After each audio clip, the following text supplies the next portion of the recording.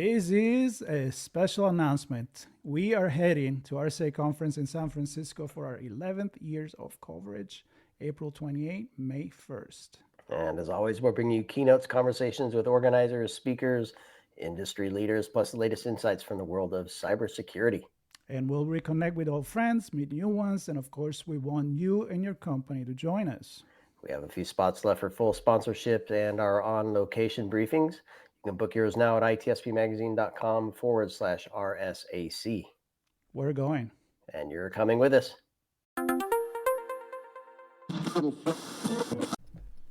Marco. Sean. Vroom, vroom. It's about time. Start I'm already run out of gas once. I'm already halfway there. Run out of gas or battery? No, I don't think the battery is enough. We'll go gas. All unfortunately, right. We're not there yet. All I wish, but we're not there yet. All right. We'll manage the risk. We don't want to run out of gas on the way. We want to arrive safe and sound so we can see all our friends and have some good chats. And speaking of which, we have our good friends from ISACA on with us, Mary, Carmichael, and Dooshima. How are you both? Oh, we're doing great. It's a pleasure to be on the podcast today. Thanks for having us. Of course, we're here to share some excitement and to learn what ISACA is planning on location. I mean, it's a company. We haven't even said where we're heading, Marco. We just said we're driving. We're on our way to I think at this point people already know, but what if somebody just jump in and it's the first one that they hear from us? So yes, we're going to RSAC Conference for our 11th, 12th, 20th time for you probably. It's always as exciting as the first time for me though. So that's why I don't even think about making the proper introduction. I want to just get down to the point. Get down to business. Get down to business. Well, this year I have to say there's a lot of excitement around the conference, which it's hard to say that there isn't every year, but there seems to be a little extra something going on this year, and certainly around the community as well. And the venue's expanded, and I think there'll be many more people joining us this year. Mary and Dooshima, maybe before we get into what ISACA will be doing, where your booth is, what you'll be talking about, who you hope to meet, all that stuff, maybe just a quick few words about your role with the organization and what you're up to, and maybe we'll start with you. Oh, hi. Greetings from Vancouver, Canada. So my role with the ISACA, I am Mary Carmichael, but I'm the president of the ISACA Vancouver, Canada chapter. So I'm excited to head down to RSA and represent our Vancouver community, but also represent ISACA and the great work we're doing, especially when it comes to our AI resources, whether it's risk assessments, governance, or even audit, but also hearing the results of the Quantum Pulse poll as well. And I think another thing that excites me about RSA is it's my first time. So I'm a newbie. So I hear, Sean, Marco, you've been there 20 times. I'd like to get some tips from you in terms of what's the must do. And also coming from Canada, I'm looking forward to the weather. So I'm assuming there's going to be sunshine. Can you help me? Can you promise me sunshine and some warmth? I cannot promise you sunshine. Come on, Marco. It's San Francisco. I have to say that lately, the last few events, it's been really sunny and warm. So Hopefully we'll stick with that. Sounds good. Let's stick with that. I'll check the weather as Dooshima tells us a little bit about herself. Right? We've got to know what to pack as we pack up the microphones and all the things we're going to need next week. I'm Dooshima Dabo'Adzuana. I've been an ISACA member for a little over 6 years now. I'm a chapter leader, just like Mary from the Abuja chapter. But right now I'm a researcher in Boise, Idaho at Boise State University. So like Mary, I've been involved with ISACA for as long as I've been a member on various boards and advisory groups, and it's just a great community. So the theme for RSA this year really resonates with both of us. Many voices, one community, and we're just looking forward to gathering in San Francisco. I do want to highlight the one community because actually my background is I'm a CPA. So with the CPA, I've been getting more involved in cybersecurity assessments, the budgeting, the reporting. So it shows that the cybersecurity community has grown, especially the past few years, to include accounting professionals, risk audits. So it's great to see that trend to show that cybersecurity is broadening in terms of its roles and also its function, especially the business risk aspects of it. Well, it's expanding, and also it's getting even more complex, like if it wasn't already, right? I mean, Mary, you started your introduction with AI and quantum, which is already a mouthful, but I'm expecting Let's to mix hear those together too. Why not? exactly. We could actually mix the two together, and then it get really scary. But I'm expecting actually those to be like two very, very relevant topics this year. Not that AI already wasn't, but I think we're to a different level. I mean, 1 year in AI, it's a long way to go and to get into people's mind and hopefully into strategy for cybersecurity. So you actually are presenting at RSAC Conference as well. So what will we be talking about? Oh, yes, we're going to be talking about AI, so third party AI. And I think what triggered this session was a number of companies are choosing to procure AI solutions. So when you procure, part of that is what's your security and privacy requirements? What's the vendor's background in terms of its own AI lifecycle development? And also the LLM, like how is the data being stored? Is it our data being used to train that model? So I just found the past 2 years, especially with ChatGPT and the expansion of LLMs, now this capability is now being embedded into these third-party solutions that companies want to buy. But part of that is you have to do the due diligence. So the question is, so with that process is like, what questions do we ask to support companies in procuring these solutions and also making sure there's due diligence afterwards, even when you deploy the solutions and monitoring its performance. And Dooshima, what in connection to the presentation that you're giving together, what are some of the things on top of mind for ISACA members around AI and more specifically the third party risk that comes with it? What drives them to come together as a community, and what answers are they seeking from you that you hope to share with them during your session? Well, our session is going to cover a lot of the questions that ISACA members have had over the last year as AI sort of takes over the conversation in our space. Most importantly for ISACA, we have a lot of tools and resources that we're going to be talking about. We're also going to be sharing with the community at our booth. We've got some upcoming certifications that touch on AI audit, AI security management. We've got some polls, we've sent out some questions in our community and got some interesting feedback. So we're going to have some results from those polls being released as well. And this has been inserted, let's say, into your certification programs. And so when I think about AI, that there's more questions than answers in my head. And I think a lot of people had, not only for the third party, but in general. How is received and how easy it is to, train on something that is so still up in the air, right? So I don't know if it doesn't make sense as a question, Mary. Oh, it makes sense. I think part of that is ISACA has its fundamentals courses. So just even what is AI 101? And AI is really a broad set of technologies. So like natural language processing, predictive analytics, robotics, even agentic AI. Just so starting with the fundamentals, like what is AI? What are the different types of technologies? What's the applications in terms of the business case? And then when you're looking at deploying those technologies, kind of goes back to a framework. And ISACA provides a nice framework. Like, what is your business strategy? What do you hope to achieve? And then what's the governance model to make sure that the use case and the technology you pick is actually delivering the results? And I think within the ISACA community, there's lots of discussion, is AI overhyped? So are we in a hype cycle? So part of that is just providing our members with education. So when they are going through these AI lifecycle steps, they're able to ask the right questions to confirm that the technology is sound and that the business is in track to achieve its objectives with its use cases.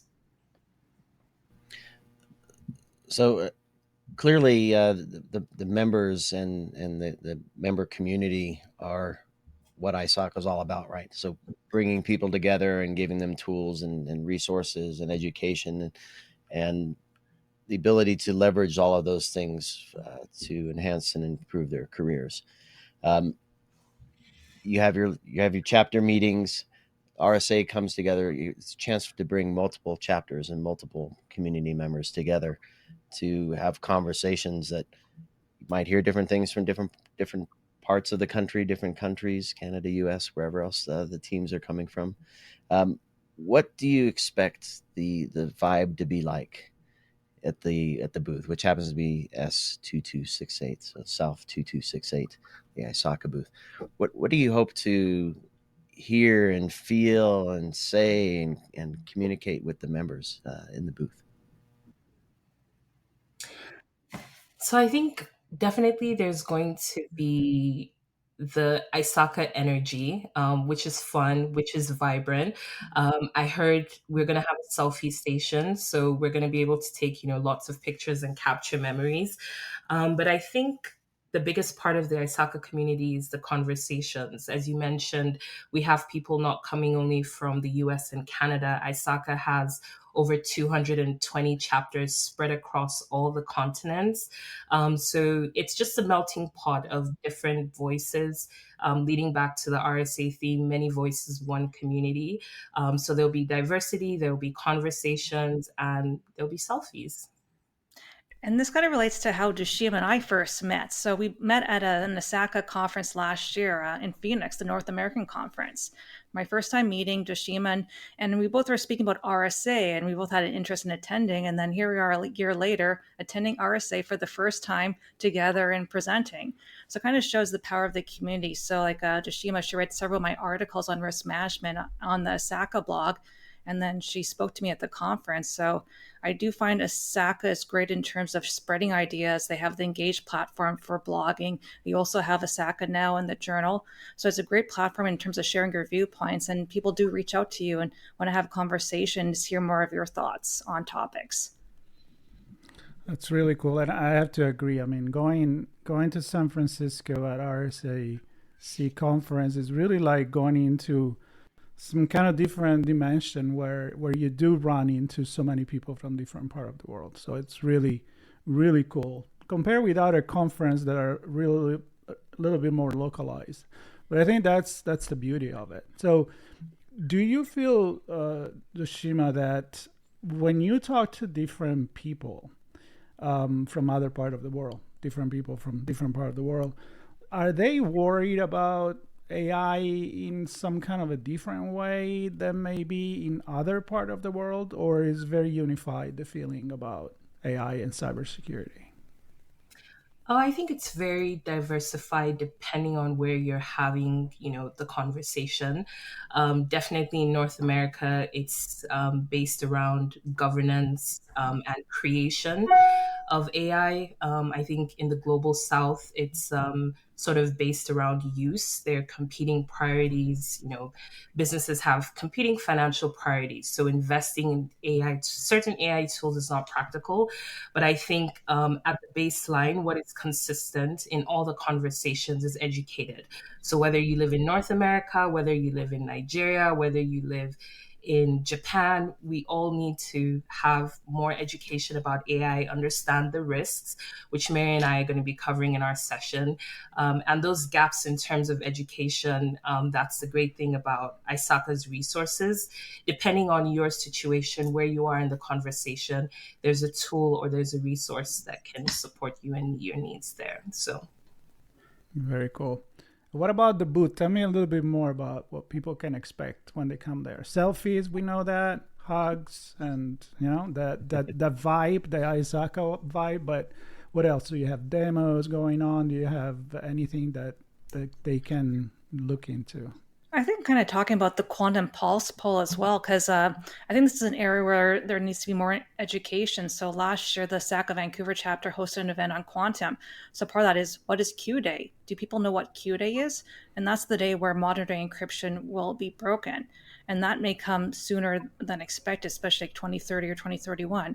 So I think part of that is discussing the pulse poll and just sharing the results, and then providing resources in terms of readiness. Have you done a risk assessment on your encryption systems? What's your plan for migration? So I think with the booth, it's there to share information, especially about emerging tech, the AI resources, our certification courses on securing AI as well as auditing, but then also quantum. That's the next big threat. So what does the Pulse poll say, and how can we support our chapter members in providing guidance to the organizations they work for and next steps in terms of how to avoid a Q day?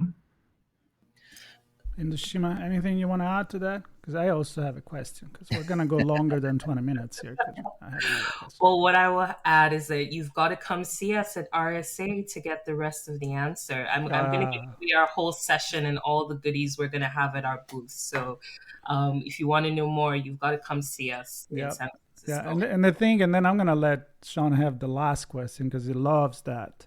But first of all, in a special announcement, I just checked the weather, and apparently you're in luck. It gives sun every single day of the conference. So, Mary, you're all good. No, just shy of 70 Fahrenheit. So sunny and beautiful. So that's the good news. Now, my quick question is, I know that, of course, you do so much for people, professional, not only that are already in the community, in the cybersecurity professional community, but also the one that wants to get into the community. And as long as I've been going to RSA, I've been in this industry that I hear about, the skill gap. Where are we standing with that? Well, I was asked this question last week, so it's like the weekly question. I'm actually going to another event tonight too. We're having an ISACA Women in Tech event. So that's usually the number one question is like, I'm interested in cybersecurity. How do I break into cybersecurity? But also, what's the skills gap? And I do have an opinion about this. I do feel there's a lot of unconscious bias in terms of recognizing people's skills in other jobs and how transferable those skills are. Even me as a CPA, I never started off as a cybersecurity. I just fall into this career. I think just until recently, universities or colleges are now launching cybersecurity courses. So I think part of that is recognizing people's backgrounds. Like even with accountants, we do auditing, we do testing. Those skills are transferable to cybersecurity. So part of that is, I'm not sure if it's just having people be open about experience. And also within Canada, even like with immigrants, part of that is the immigrants with a cybersecurity background are having a difficult time finding work. And part of that is recognizing their overseas experience. So I do think it's a part of a larger conversation. So in terms of being open to people's backgrounds, recognizing the value of transferable skills, and providing a path to support people as they move into this field. And even with cybersecurity, I do want to highlight the work the European Union has done. So the European Union has mapped 12 different career routes for cybersecurity. So if you're interested in this field, here's 12 different pathways, whether it's auditing, risk, SOC, pen testing, so on. Here's the skills you need, and here's the credentials to help support that journey. So I think we need to have more toolkits like that, talking about what a cybersecurity career looks like and helping people identify what is their area of interest and supporting their journey through that career progression. Yeah, the skills gap is probably a whole other episode of the podcast. But the resource that Mary mentioned, they actually do have a lot of frameworks in the European Union that help. ISACA actually worked on another one with the UK Cybersecurity Council, and it has like an interactive quiz where, based on your interests, it sort of sets out the playing field for you. If you're interested in this, these are the skills that you need. This is how to build them up. These are the certifications that map. So to not get overwhelmed, definitely if anyone has any questions or they're wondering which way do I go, start from there, assess your skills with one of these tools or quizzes, and then build from there. It's a marathon journey, like Mary said, she came from a CPA background. I started out in insurance.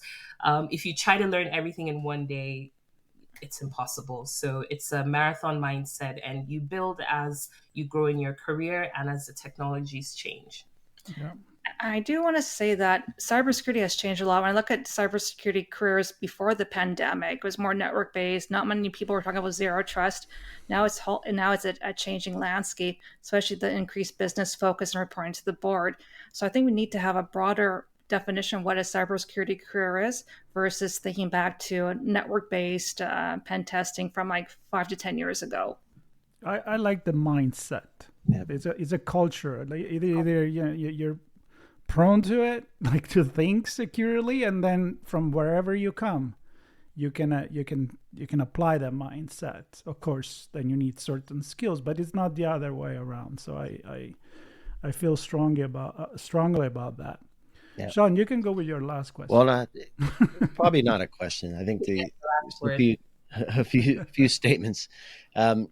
So I think the first thing, and everything you said resonates so well with me in terms of understanding what technologies are being used within organizations. We have new technologies coming. With that comes new exposures and new risks. So understanding all of that is important.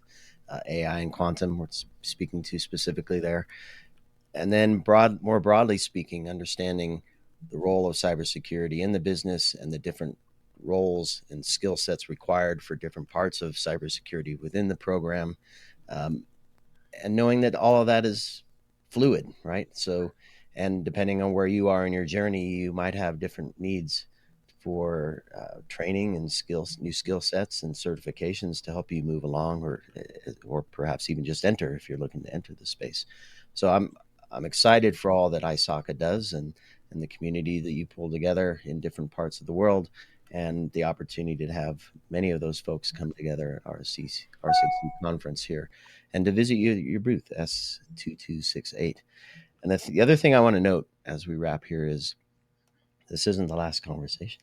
I get to have a chat with Jamie Norton on location next week.